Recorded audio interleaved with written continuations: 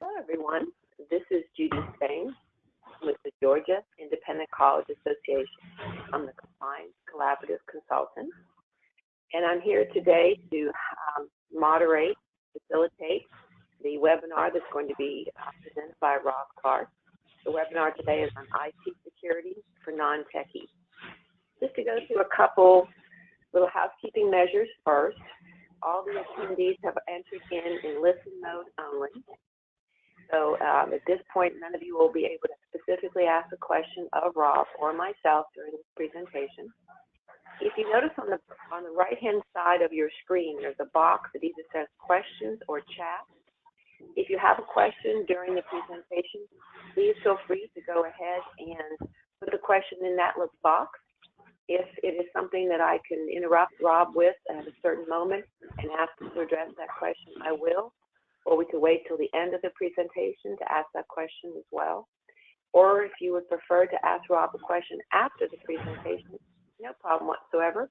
His email is on there. You can always email him directly, or you can email him through me, whatever you prefer to do. This is obviously a recorded webinar. What we do is about a day after the webinar, you'll receive a link to the webinar as well as a copy again of the PowerPoint. That way you have everything all in one location. I'd also like to note that we have a new GICA website, and this website will be posted, this webinar will be posted on the GICA website as well. So without further ado, without housekeeping measures taken under consideration, I'd like to introduce Rob Clark. Rob is the Chief Compliance Officer and Chief Audit Executive at Clark Atlanta University. I previously sent out to all of you when you registered for this webinar his biography. So I don't think he needs a whole lot of introduction, but I just want to say thank you very much, Rob, for doing this today. It's really going to be a great benefit to all of us, and I'm looking forward to this presentation. So turning it over to you, Rob. All right, well, thank you. Thank you, Judy, and thank you, everybody, for joining in. And what better way to start your afternoon right after lunch than to hear from the compliance officer and auditor right about the time when your food is going to be digesting from lunch and you start going into one of those after lunch comas. We get a chance to talk about IT security. So this is a subject that I'm really passionate about. For those of you who've seen my background, I've been an IT auditor and have been in this field in higher education actually for over 30 years now at 4 different institutions. And what I'd like to share today is a perspective of things that I've found and encountered over the years at different institutions. And I want to make it clear as I'm talking about specific examples, I want you to know that not all of the examples that I'm going to share apply to things here at Clark Atlanta University, because otherwise you folks are probably thinking, how are they still in business if all of these things are going on at one institution? Thankfully, it covers 30 years worth of issues that were found. But over the years, what I've found is that people end up having the perspective that in order to deal with IT security, you need to have an advanced degree in computer information systems. You need to have very few social skills. You need to be in an office with no windows, that's just in a dungeon surrounded by blinking machines in order to try to understand exactly how to handle IT security. And that is really not the case. We're going to talk about it today from the perspective of what each person can do in your role and to help to facilitate within each of your areas an increased awareness of appropriate information security. So why are we covering this? Well, cybersecurity continues to be an evolving threat. And as software improves in terms of antivirus software and things like that, the cyber criminals have changed and evolved as well. And what we are seeing, particularly in our industry, higher education is a growing target. We have seen the number of instances of ransomware attacks that have hit different educational institutions. We see areas where there have been major computer security breaches at institutions of higher education. And we'll talk about why that is that higher education is an increased target and what some of the things are that we can do in order to try to mitigate that. What we find, though, especially, is that there's an increased number of exploits that specifically target individual users. And from that, there's a greater need for awareness of risks and what sound practices are that everyone can employ. The cost of cybercrime, according to, well, yes. Before you move on, I just wanted to ask a question, please. If you could go back to that slide, thank you. You mentioned a term called ransomware. Now, I don't want this webinar to be too technical, but there are some words I think that some of us may not understand, and I'll admit my knowledge on that. Could you please describe for us what is ransomware and how that would affect an institution, please? Yeah, and I'm glad you brought that up. I will try not to throw out a bunch of buzzwords and acronyms without trying to explain them. Thank you for bringing that up. Ransomware is, and I've encountered this at one of the institutions that I'm at, where a machine might be exploited from somebody, from an attacker from the outside of the organization, and they're able to take control of data or entire systems and encrypt them such that the organization is no longer able to access those records. And they then send out a notice saying that in order for you to get access to your data and to unlock that, you're going to need to pay a ransom. And usually that is done through Bitcoin and through other means by which it's very difficult to trace. And you hear about things that happened with that, like in the city of Atlanta that was hit with ransomware. There are a number of other institutions that have been hit with that. And the cost to those organizations, in many cases, the organizations do not have the resources to be able to go in and actually effectively mitigate that themselves and restore the systems from backup. And many of them are relegated to needing to actually pay the ransom to get the hackers to unlock their data so that they continue operations. Thank you. Does that help to answer that? Yes, thank you very much, Rob. Okay. So, and this actually leads into the next slide. According to Cybercrime magazine, yes, there is a magazine called Cybercrime. The cost of cybercrime in 2015 was estimated at $3 trillion. That includes things like the loss of intellectual property, of personal identifiable information, of stolen credit cards, of ransomware. Those institutions and organizations, not just within higher education, but across industries, that have had to pay ransom to get their data unlocked.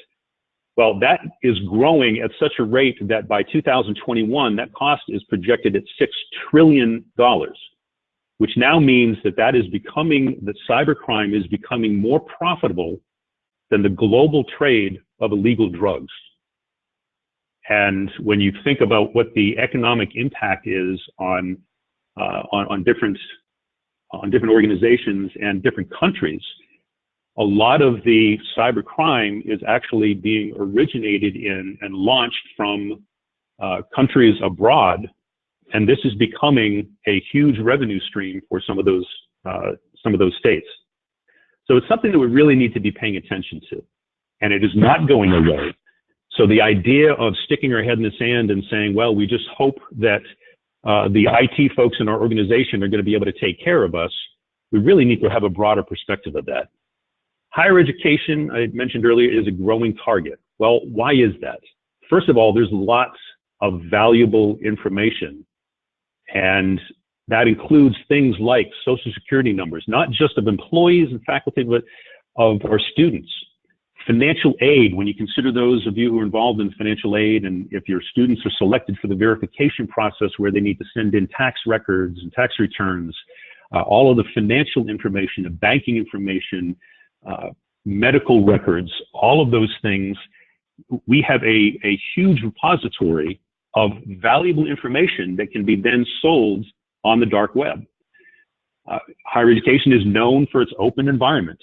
And you hear faculty and those talking about the need for academic freedom. As a result, in order to accommodate the varying needs of faculty and staff across the institution, you might have folks that are on all IBM shop and another Mac shop. You've got Linux machines here. You've got Unix machines here. You've got a variety of different platforms. You've got scientific research that's being done on machines that might not necessarily be as current because they're running, laboratory equipment. It is very difficult to try to establish a security platform, and that is what I refer to as a decentralized security profile. When you are allowed, when different units are allowed to establish their own mini systems and servers, it becomes a very difficult challenge for folks in the IT arena to try to get your arms around that. Contrast that to an insurance company or a bank, where they would have one system and one unified common way that every machine is able to access the system. Higher education is just an open target, and it is typically underfunded for information security, and it is not typically kept pace with the growing need for information security. So as a result, higher education continues to be a growing target. So if we were to, I talk on this subject a lot in different organizations, and many times folks are asking me to get into more of the details, the technical details of being able to break down all of the different security layers. And if you were to think about security layers, think about it in terms of the analogy of back in medieval times of a castle. It would typically be built on an area, it might be on the side of a cliff that would make it very difficult to access or attack from one side. They might build a moat around it in order to try to restrict access. So all of these things are physical.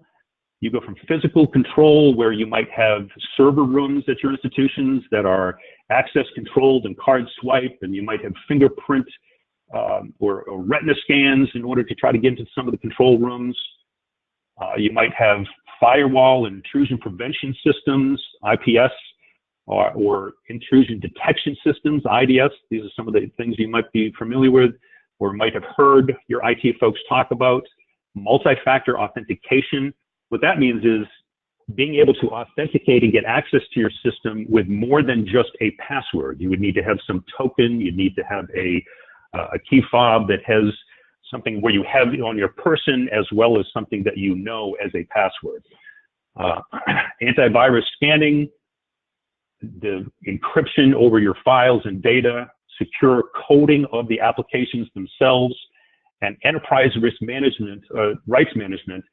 That is actually talking about who has access to do what on each system, and making sure that individuals do not have more access than they need to know for their particular position. All of that stuff is the things that you would imagine talking about with your IT folks. And that's the type of stuff that makes people's eyes glaze over if you are not steeped in that field. But what we're going to be talking about today is user controls, and something that each of us can do without having to address all of the technical stuff that is all on the top here. So don't worry, we're not going to get into geek speak, as it turns out, as we rephrase it here. We're going to be talking about just user controls today. So why me? Well, because IT security is not just for the techie nerds. And no, this is not a picture of me for a couple of reasons. Number one, I've never been able to really grow a good mustache. And also, I don't smoke. So you can probably tell that this picture was taken back in the 80s when people were allowed to smoke at their stations. But this might be kind of the perspective that people have of what you need to be in order to try to get a handle on appropriate information security. But what we're going to talk about is that the weakest link in the whole information security platform is goes by the acronym of PEBCAC. And PEBCAC stands for the problem exists between the chair and the keyboard. So it is the user. 95% of the cyber attacks that are tracked are traced back to an employee at some point being tricked and downloading something onto his or her machine that ends up launching a malware program that then compromises the system. So, you know, we could go back to that whole list of all of the intrusion detection systems, firewalls, and all of that. You can have all of those controls in place. But if we don't have an appropriate understanding of the role and the responsibility for the person that sits between the chair and the keyboard, that's what we're going to be talking about today and how we can make sure that we help to improve that posture. I like to draw the analogy to an apartment complex. So imagine your institution and everyone in your institution being a part of one apartment complex. So for some institutions, that's going to have to be a pretty tall building, but just work with me on the scale here. Within each building, we each have an office space or an apartment in here. So let's just take an example. Here's Julie, and she's got a nice apartment on the 8th floor. And then there's Greg. Greg's up on the 12th floor. Now, they're both a part of the same apartment complex, but they have very different perspectives of what is valuable. And like, for example, you know, Julie, she's got a posh apartment. She's got all sorts of expensive, you know, equipment and TVs. And, you know, so she really makes sure that the door to her apartment is locked. And she's got 5 or 6 locks on there, and she makes sure that it is secure. Well, Greg, on the other hand, Greg's not too concerned about anyone breaking into his apartment. If anything, they might steal something that would maybe even make his apartment look a little neater than it is. So most of the time, he ends up just leaving his door unlocked or even ajar because he doesn't really care. Now, Julie knows that Greg is in this building, but at least she has the confidence to know that they all share the same entrance in and out of the building. And that entrance is controlled by a key access, or you need to have the passcode to get in. There are posted signs that says, do not prop the door open for any reason. So Julie and all the other tenants in the building are able to take comfort at knowing that at least the front door is secure.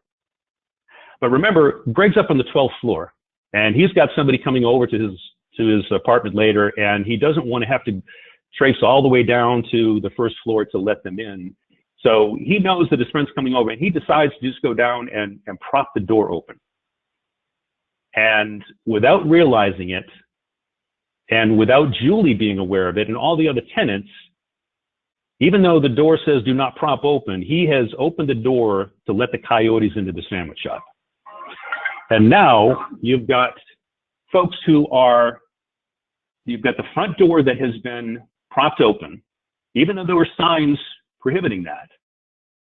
And because there is that compromise, a thief or somebody who has ill intent now has access and now presents a risk to everyone in the building. So I bring that analogy up because this is what's happening on the scale of information security.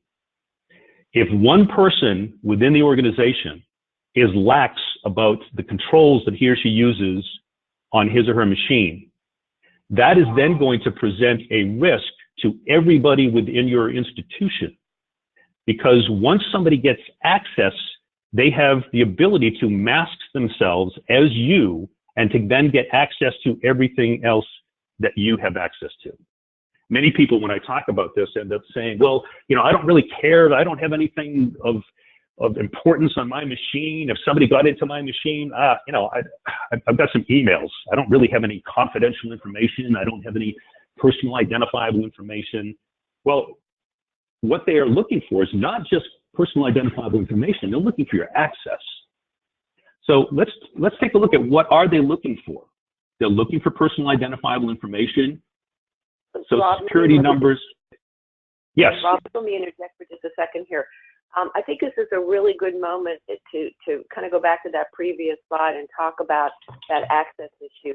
And what I really liked about what you were saying is, and I quite frankly didn't think about it as well, is you're right. Once I make the decision to have poor security measures, I'm letting other people in. And I think this is a really good moment to remind people that this webinar is going to be recorded, and sending this on to fellow faculty members, fellow staff members who are not able to be here today, to really emphasize this point. And I think this particular point, if nothing else, I mean, you're doing an excellent job, and there's going to be multiple additional information being given, but this particular point really highlights why we have to be worried about it, why each individual person. So just encourage people to send this on and really focus on these elements. So thanks, Rob. Keep going, but I just wanted to mention that. Great. Thanks, Steve. Appreciate that. So again, what are they looking for? They're looking for personal identifiable information, social security numbers, credit card numbers, birth dates, home addresses, mother's maiden names, banking information, intellectual property, medical records. And let me just pause on that for a quick second and ask the question of how much of this information are each of us posting up on our social media? How easy would it be for somebody who was looking to try to gain access to your machine and then be able to go onto your Facebook page, and based upon your birth date, even if you don't put your date, even the year of your birth on there, they can look and see what your high school graduation is. Someone's going to be able to look online and find your home address. They're going to be able to look up from Facebook and see, oh, well, looks like his mother's maiden name is such and such. We make it so easy with social media now for people to social engineer. And what that is just trying to see if the criminal can get as much information about the target as possible in order to phish. And that's P-H-I-S-H. We'll talk about that in just a moment. In order to try to do spear phishing, which is to target you, to try to get you to do something that they want you to do and download something or reply to some email or click on some link. So we just be careful about the type of information and the quantity of personal information that we end up sharing online. The other thing I want to tell people is credit card numbers. One of the ways that those are easily compromised is when criminals go and get an access to and compromise a system that has thousands and thousands of credit cards. It's not going to do them much good to go in and get one at a time. They're looking for a big hit. And so if any of you are shopping online and it gets to the point at the end of transaction where it asks you the question, would you like to store this credit card information in order to make your next purchase that much quicker? The answer should always be no. Because as soon as you store your information, you give them permission to store your credit card information, that then becomes most likely a target that is going to be compromised at some point. So, but more than anything else, what they're looking for is your login credentials and trusted access. Because once they get trusted access, then they can initiate more harmful activities. We'll talk about some of that in a moment. But what is your data worth on the dark web? Well, this is a source from the dark web market listings, and I would encourage you not to go out to the dark web and start poking around because they track who's visiting those sites. But it is very much like an online Amazon. You want to go and find, you want to get somebody's Netflix password? Well, you can go and you can pay for one of those for anywhere from $1 to $3. You want to get somebody's PayPal credentials? That's going to be $1.50. Your Social Security card, the Social Security number, that's only going to be $1. Credit cards, that's going to be anywhere from $8 to $22. The medical records, you know, that's some of the big ticket items. So those of you who have medical facilities associated with your institution, you might be thinking, oh, well, at least we don't have a hospital associated with our school. No, but you do have an HR department. that handles things like disability claims and workman's comp. You do have a health service to provide service to the students. Those medical records carry big ticket prices because there's so much additional fraud that can be launched by having somebody's medical information. And if you were to add up all of these things, your total value of all of your personal identifiable information is really only about $1,200 bucks. And when you think about the amount of effort and the cost that it would take in order to try to recover from identity theft, it's going to be worth it for you to make sure that you're taking every measure possible to control that. So how do they get access to the information? Well, first, you are being targeted all the time. What you don't realize, what we each don't realize, is the number of times that there are attempted hacking attempts on the systems at your institution. And it is in the millions of attempts of pings against the network where those with ill intent are looking to try to find any backdoor hole that might not be patched yet through an old machine in order to try to get access to that. But they'll have your email address, and the attacker is going to try to get access to what you have access to. So they send out a phishing email, something that makes it look really legitimate, and there might be a sense of urgency associated with this. And what they're looking to do is to have you click on a link or download a document that has a malware program as a part of that. So as soon as you click on that link, you are launching that malware to actually create a backdoor Trojan on your machine. What that does, even without you realizing it, in fact, there might be a document that pops up and looks like a legitimate document over here, but you're not going to realize that you were compromised because that backdoor Trojan has now set up a trusted access in the backdoor, which then allows the attacker to get access to everything that you have. And what happens is once that backdoor access is gained, the attacker can then install rootkits and bootkits and keystroke loggers. What that means is they're able to track every keystroke. So if you then are going onto your personal banking from your work computer or from a computer that has been compromised, well, the attacker is now going to have access to everything that you have access to. And then they're able to install antivirus malware. I know this looks like a double negative, but there's antivirus, but then there's malware that actually shuts down and disables that antivirus and is able to bypass that.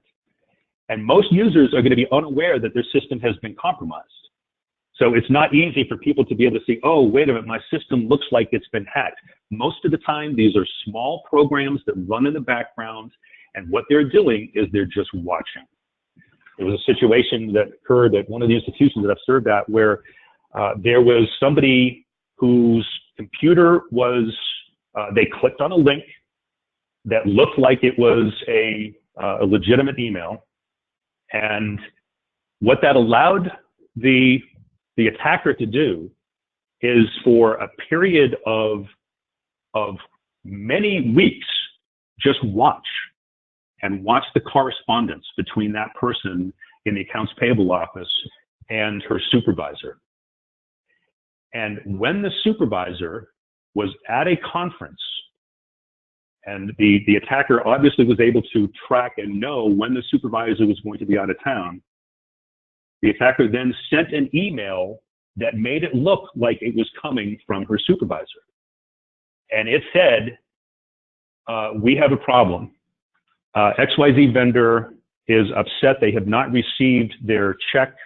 We need to do an immediate wire transfer today. I can't talk to you. I'm in the middle of a conference right now, but please, here is the routing information that they told us to use. Initiate this right away and send me a screenshot to let me know that that has been done. Well, what would be the first thing that you would do if you got an email like that? Well, you would think probably most folks would say, well, I would probably want to call the person to verify this, but she said she can't take the call. Man, I'm relatively new here. I want to make sure that I'm impressing my boss and being a good, dutiful employee here. So she initiates that wire transfer. That was for $61,000. And she sent her the screenshots. The manager, who was not the manager, then emailed that afternoon and said, thank you for doing that. I just got another email from ABC vendor. They need their wire transfer today. Here's the routing information. That was $141,000. This went on over the period of 2 days while the supervisor was away at a conference. $744,000 was fraudulently sent to a fictitious vendor. By the time that was then identified as, hey, wait a minute, this is really out of the ordinary here, that money had already been taken from the accounts that the money had been transferred to. And even though we got the FBI and the Secret Service involved in that, none of the money ended up being recovered. So most folks are not going to know when you're hacked. And so it really is important that we pay special attention to emails and things that might have spurious information. So how to protect yourself? First of all, regularly update strong and unique passwords. I know this is people hate when we end up coming in and saying, oh, you got to change your password because, didn't I just change that 45 days ago? And so we end up coming up with numbering schemes that end up just adding another digit to it and making it very easy for people. If one system is compromised, chances are they're going to be able to guess and figure out what your next sequential number is. And you never want to use the same password from multiple platforms. Don't use the same password for your work machine that you do on your home machine, that you do on your banking account, that you do for your PayPal registration, to whatever other things that you log on to. Have a unique password for each of them and have them stored in a way that is secure, that only you have access to. And I like to say, treat your passwords like underwear. Now, I didn't make this up, but I'm borrowing this from somebody, and I've heard this over the years. Treat your password like underwear. Change them often. Keep them private. Don't leave them laying around. And never share them with anyone. So if you can remember about your passwords the way that you think about underwear, you don't want to have them lying out. You don't want to have a Post-it note on the side of your monitor or underneath your phone. Because if somebody then gets access to your office at night when you're not there, and they go around and they find your passwords all over the place, well, they've now just gotten access to everything that you have access to. And we talk about building. Go ahead. Saying, Rob, is I guess what you're saying, if you're married or with a significant other, you probably shouldn't create the password, take a picture of it, and send it to your husband or your spouse on either text messages, emails, or something like that, or worse, put it on a Post-it note and say, see, honey, this is how you access our account. Guess what you're going to say no? That would be a no. That would be a no. I think the way to think about it from email, email is a very insecure method of communication. So you never want to have anything that is personal, identifiable information that's sensitive that you're sending in email. Because if you were to track how many times that email bounces around different systems and different routers in order to try to finally get to the destination, there are multiple opportunities for people who have compromised that particular system to get access to that email and all of the contents thereof. So, and the same should be considered with text messages. You just don't want to send anything of a sensitive nature through those mediums. And, I use this following thing here. We laugh, but her ID is safe. During a recent password audit by a company, it was found that an employee was using the following password: Mickey, Minnie, Pluto, Huey, Louie, Dewey, Donald, Goofy, Sacramento. And when she was asked why she had such a long password, she rolled her eyes and said, "Hello, I was told it had to be at least 8 characters and include at least 1 capital."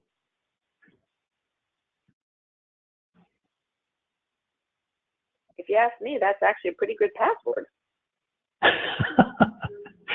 So you don't have to have it as long as that, but we want to make sure that we are regularly updating it to something that is not going to be very easy to guess.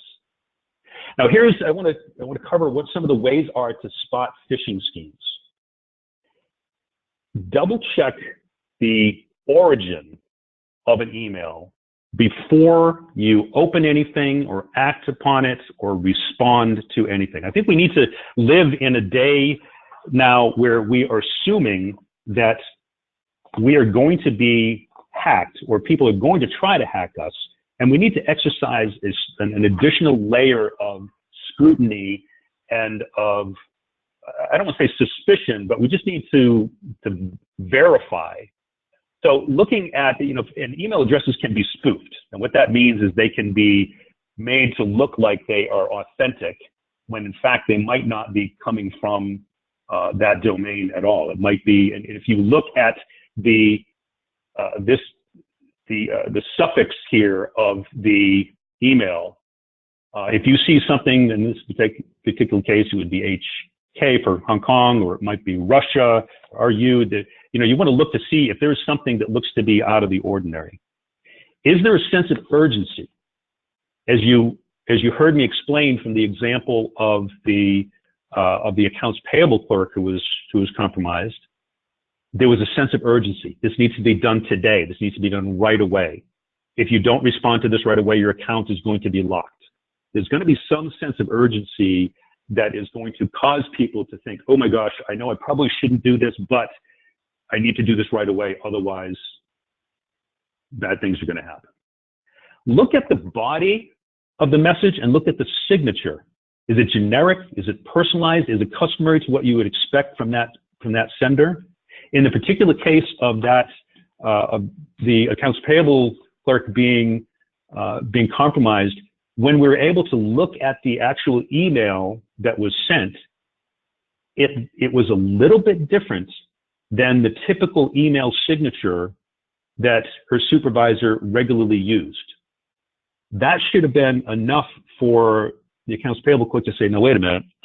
I know you're at a conference. I know I'm not supposed to call you, but this is a lot of money and I don't want to get myself in trouble here. I want to be doing what you tell me to do, but at the same time, I'm really concerned here. I don't want to be putting myself in trouble.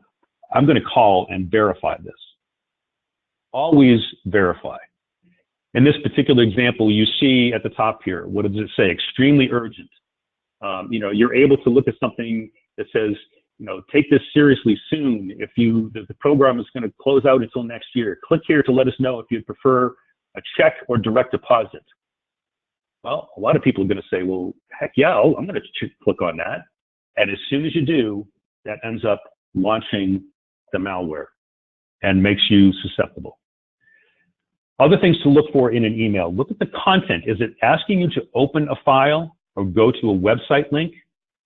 Well, one of the things that you can do is you can actually, if there is a link there, you can hover your mouse over the box or over the link.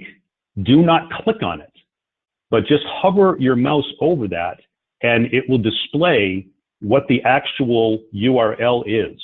And that's going to show you that that is probably something that is fictitious.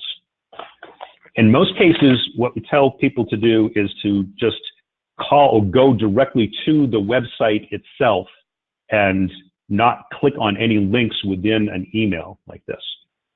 Other things we just talked about, you never want to share personal identifiable information via email. If people are asking for your username, your password, your date of birth, no matter what they are saying, failure to do so will immediately render your account to deactivate. Legitimate emails will never going to ask you to share sensitive information. And most phishing schemes and most phishing emails are bait to see if you will. And no matter how much training we continue to have on this, our help desk gets calls multiple times a week from people saying, I clicked on a link I probably shouldn't have. So this needs to be something that is just an ongoing training and education. I mentioned not to ever, click on forms that are embedded inside of emails. Instead, go to that organization's website directly from your browser and see if, in fact, that form is legitimate. Go to that form. Don't click on something within an email. Phishing is when somebody's doing that through voice. If you receive a call asking for, asking for your password, no one is ever, from a legitimate organization, from your IT department, from your HR department, no one is ever going to ask you for your password over the phone, ever. If you receive a call like that, ask for their callback number, ask for that person's name, ask for their extension, and say, I will call back. And then call back the number that you know to be a legitimate number and verify that information. What you're going to find is most times that is actually a hacking attempt. Double and triple check the URL before filling out any form. And this is one that we used when I was for the tech as an example. For example, up here, a lot of folks don't look for this where it says HTTP. HTTP is an open transfer protocol. HTTPS indicates that is secure. So right here, it is asking for, this is making it fictitious, looking like it's asking for your account and your password. It is not on a secure forum, even though someplace on here there might be a picture of a lock. This is the first place you look and say, wait a minute, I can't trust that because that is not a secure site. They would not be asking me for something. And your information technology folks are never going to ask you to validate your account through something like this. Check the legitimacy of email. Legitimate companies are not going to use a public server like Yahoo or Gmail or Hotmail or Outlook. They're going to have their own domain. So if you see an email that has any of these domains, that is going to be a surefire way to say, you know what, that is probably not legitimate, and to question that. So what do you do when you receive, or if you receive, a spurious or a suspicious email? First of all, do not click on anything. Don't click on the bait. The first thing you want to do is just alert your IT department and say, hey, by the way, this is something that came. Is this legit? What do you think of this?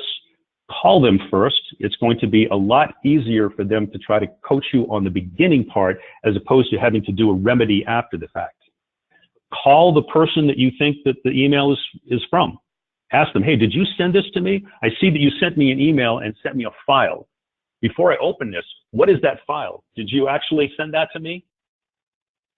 And then if it's determined that it is something that you should be deleting, don't just hit delete. That's going to keep that in your recycle bin. You want to permanently delete it, hit shift and delete. And that is then going to hopefully try to get that off of your system in a way that it's not going to be as easily susceptible to being compromised. So other IT security practices. First of all, having some clear computer use policies for employees and third-party vendors is critical. And thankfully, there's so many different institutions and organizations that have already come down, that have already been down that path, that you don't need to be reinventing something from scratch. You can look online to find examples of good computer use policies, and you can borrow the language and modify it for your own institution, and you're going to be much farther ahead with that. If you have my email address and contact information, I'll be happy to share resources that I've put together over the years in terms of helping to try to put some of these things together. I'd be happy to provide some of those as resources. Restrict users from having administrative access. This is one of the things that can really cause a lot of rending of garments and gnashing of teeth when you try to implement this. If you have been in an atmosphere where folks across the campus are able to download things to their own machine, they're able to update and download software. With every person who has administrative access on their machine, that becomes an increased liability and vulnerability for your institution because that means that that person is able to download things that he or she should not be downloading. If your institution through your IT department has what's referred to as Active Directory, which is, I won't get into the details of all of it, but if that is controlled centrally, where all of the access of what each user can and cannot do is controlled centrally, that's going to give you a much better posture of being able to control and hopefully minimize the number of occurrences where people try to bring on inappropriate software. You want to review the user access in your department. And this is something that each one of you can do. I was looking at the list of the folks who are on the call, and I know we have people from student services and CFOs and legal counsel and HR, disability services, Benedina students, vice president of campus technology. So we've got folks from all over your institution in different disciplines.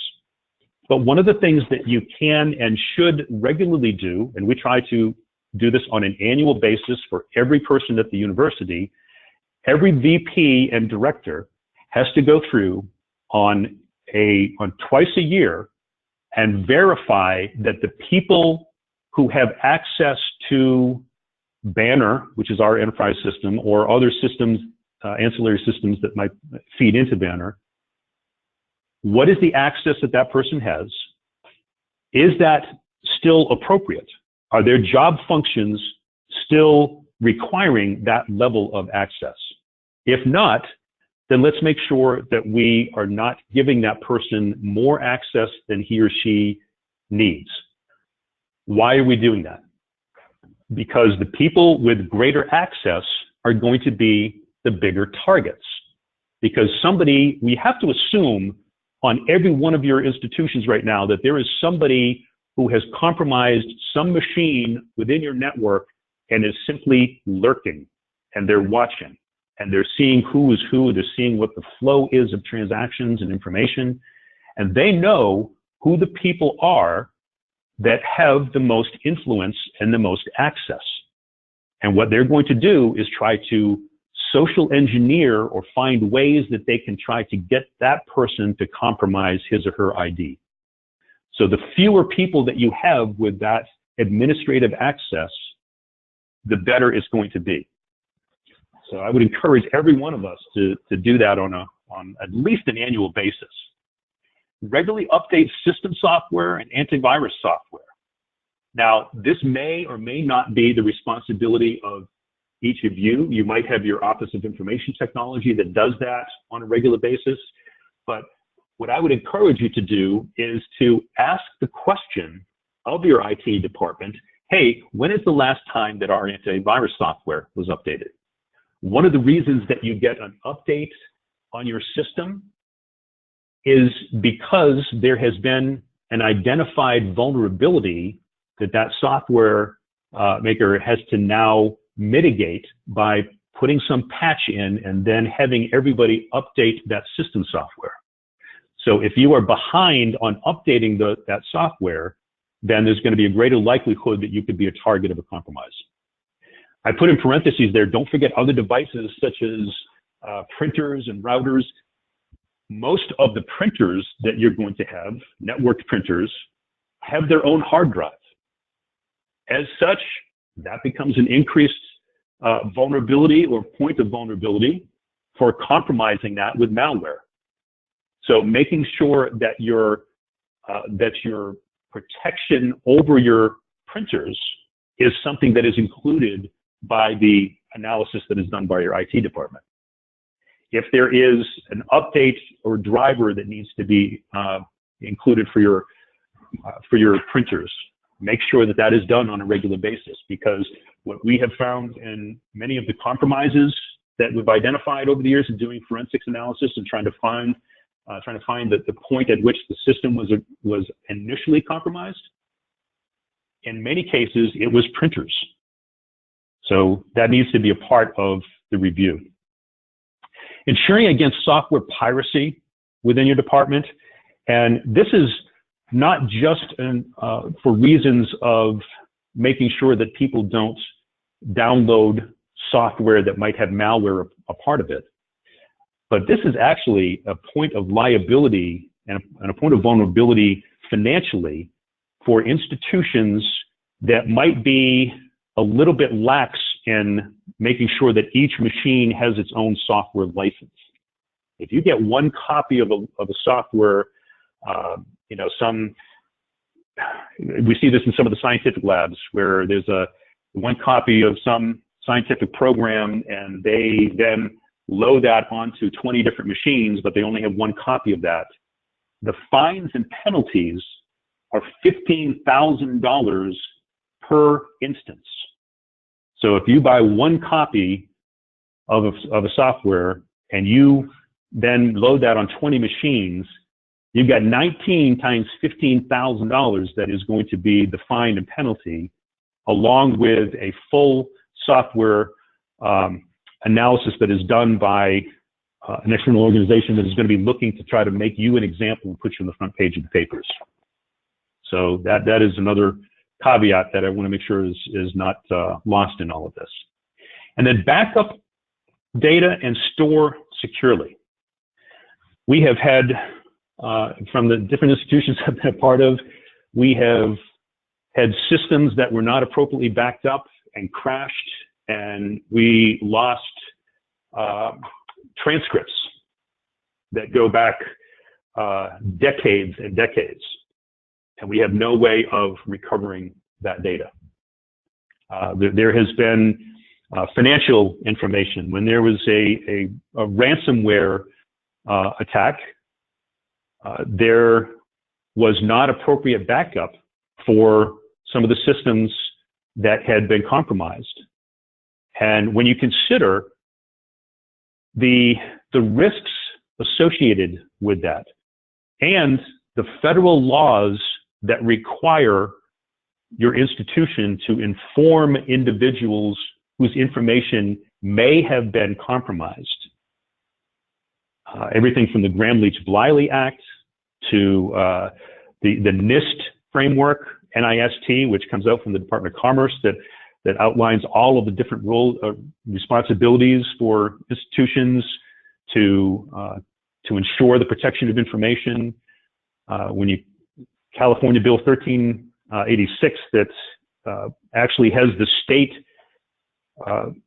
issuing or initiating lawsuits against institutions, against organizations, because they allowed or their information was compromised, and that included citizens of the state of California.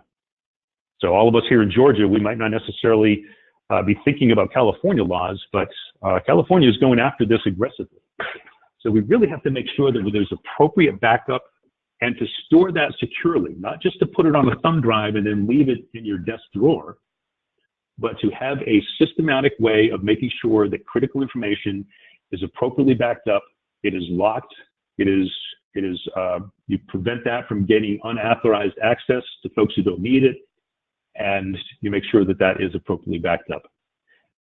Using end-to-end encryption for sensitive data. If you're going to be doing anything online with sensitive information, you need to make sure that that is encrypted end-to-end.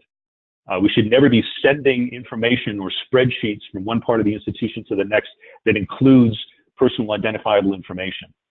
In doing so, that is a major area of vulnerability, and if that ends up contributing to the loss of data, that is going to be seen as negligent and is going to come with all sorts of fines and penalties from federal agencies. I speak from experience on that. Beware of social engineering and be prudent about what information you share on social media. And looking for ways, the criminals are always looking for ways that they can try to pretend that I am Judy Spain. They're going to be looking for ways that they can try to make it appear as if this is coming from you. And then once people see that it's coming from you, Judy, they're going to be, oh, here's another email from Judy. Let me open this up. And they become compromised. So you need to make sure that there is an appropriate framework for controlling the information that we post on the social media. Developing an incident response plan. Now, this is something that when not if, but when your systems are compromised, and they will be, we need to have some sort of a plan for how to respond. And this is a model that I had put together. There's a lot of wording on here, and I'm not going to spend time going through all of this.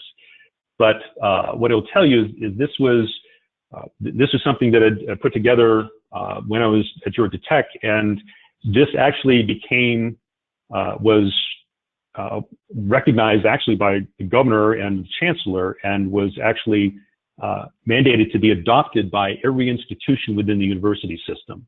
And essentially, it just walks through that once there has been some event or incident that has been brought to attention, we need to make sure that you bring a variety of folks together to figure out, okay, what is the path of this going to be? If this is determined to be something that is going to involve criminal or civil legal action, then there's a standard of evidence that needs to be maintained for what we do with that machine and that has been compromised.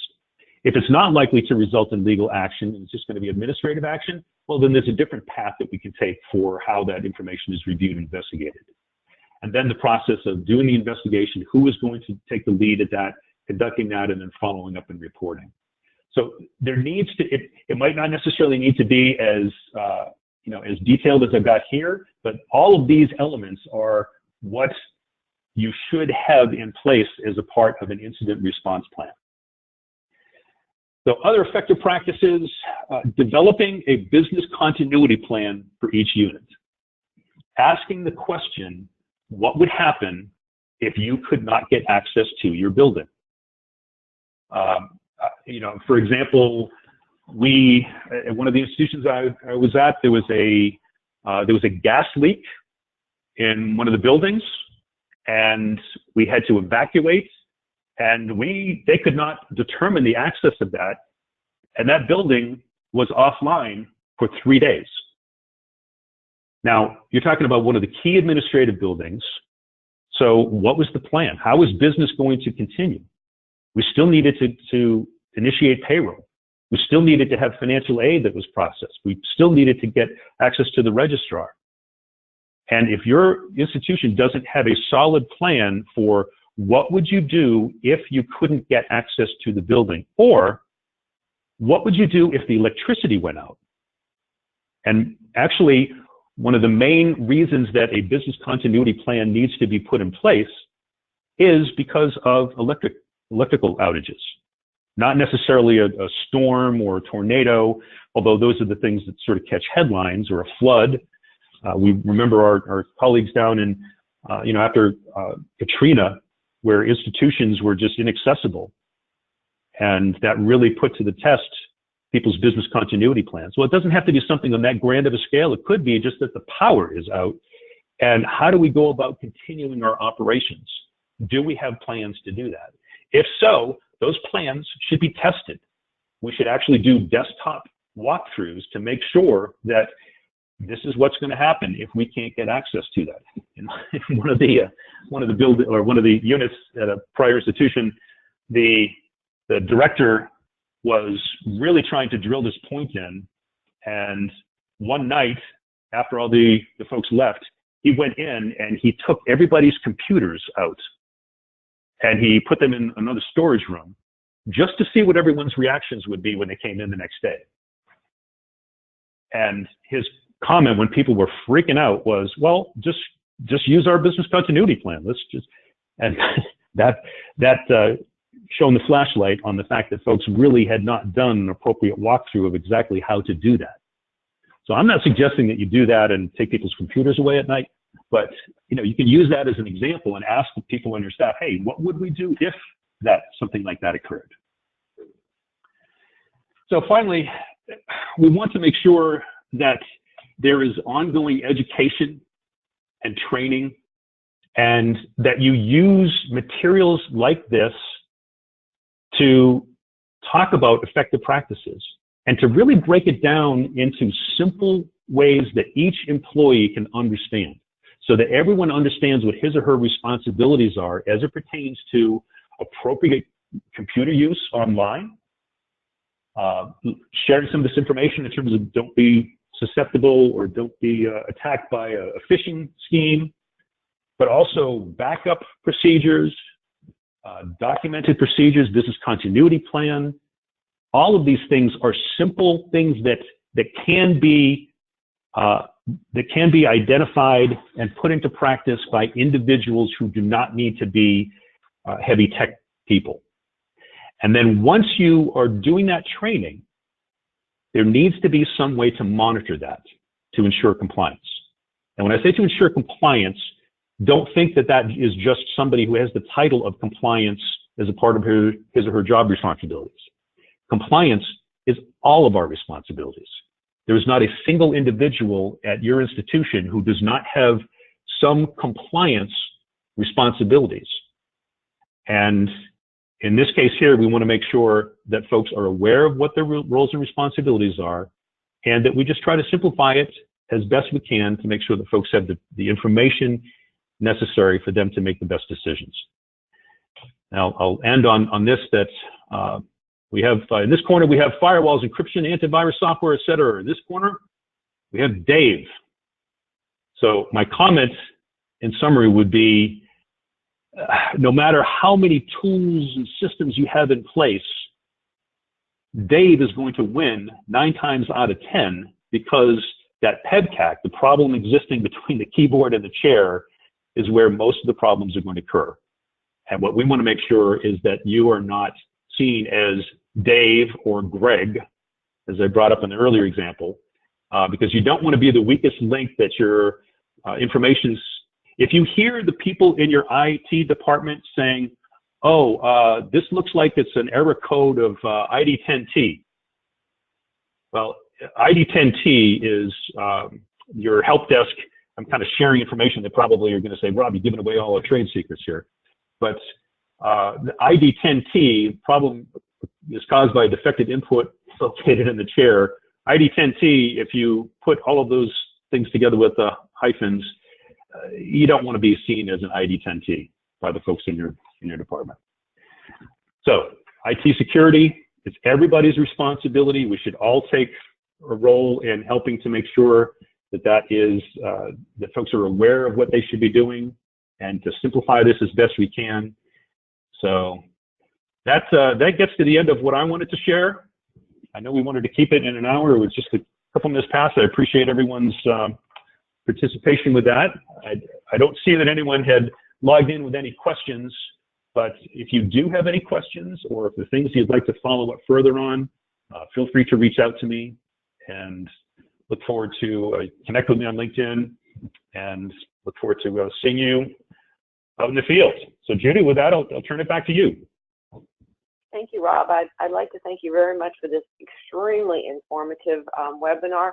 While part of me was a little scared, thinking, wow, what am I doing wrong? Now I have some ideas of what I can do right. And I just have ripped up the post-it note of my password that I had posted by my computer. So thank you for that good advice. And I really do encourage everybody to send this on to their faculty and staff, and I will be doing that. So again, thank you, Rob. Thank you, attendees. As I said earlier, you'll be receiving a recording approximately today. It'll also be posted on the GIC website. And again, thank you, Rob, very much for your assistance today. And everybody, hope you're listening to what Rob has said and practice good IT security. So thank you. Well, thanks very much. It was a pleasure, and appreciate what you do and your leadership in helping to make sure that we share some of these practices, across the entire organization. Thank you. Goodbye.